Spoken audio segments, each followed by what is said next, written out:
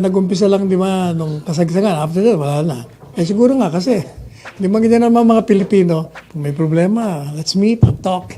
And then after a while, wala, nakalimutan na naman. Tapos hanggang tumutok ulit, oh, let's meet and talk. Ganyan. No, what I meant, I was referring to those who asked for a dialogue.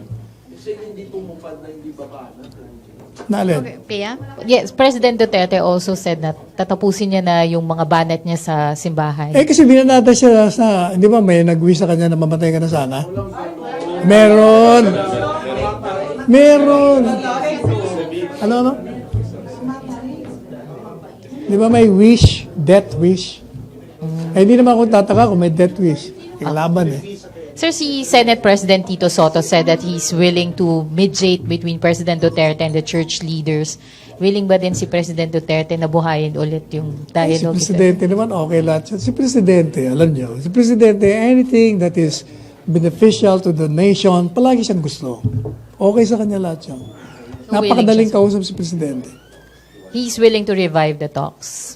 Of course, kung hinihingi ba nila, wala namang problema kay Presidente. Okay lang okay sa Presidente.